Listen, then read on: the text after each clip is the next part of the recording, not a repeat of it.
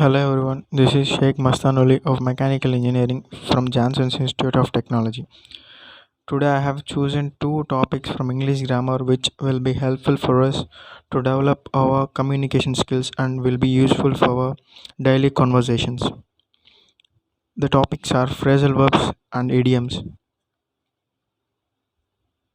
Phrasal verbs. Phrasal verb is a combination of two or three words from different grammatical categories, a verb and a particle, such as an adverb or preposition, to form a single semantic unit on a lexical or syntactic level, which really mean they are two words which are individual, and the combination grammatically doesn't mean the whole thing. But when we see it in a normal way, we'll get the correct thing of that word. Few phrasal verbs are ask around, ask a number of people. For example, he asked around for the exit of theater. It's mean he asked number of people for the exit. The second one, come from, originate from a place. I came from Mexico. It means that he was born in Mexico. Cheer up, to make happier. Your voice cheers me up every time. Means talking with her makes him very happy. Fall apart, to break into pieces. After the explosion, the building fell apart. It means that after the explosion, the building get into pieces and fall down. Talk over, to discuss. Example: please never talk over the things that drags you back. Means we should not discuss the things that which drags us back.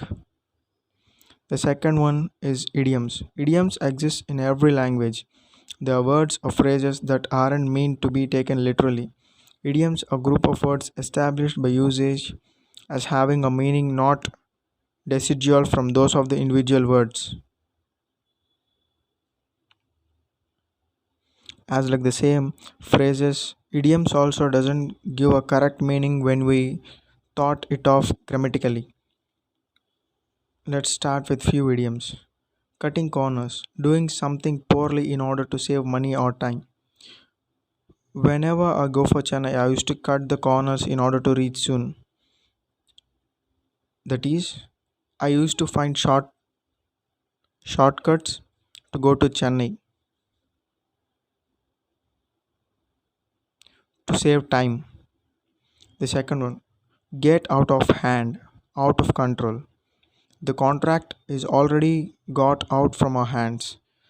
Means we are already late to get that contract. The third one, hang in there, not to give up. Until we complete the task, we should hang in ourselves there. Means we should stay with constant until the work allotted to us is completed, according to that sentence. The next one, miss the boat, to miss a chance or an opportunity. I never like to miss a boat. It means I never like to miss a chance or an opportunity that comes to me. And the last one, it's a piece of cake. That is, it's very easy. Drawing on paper is a piece of cake to me. It means paper drawings are very easy for me. Okay, thank you guys.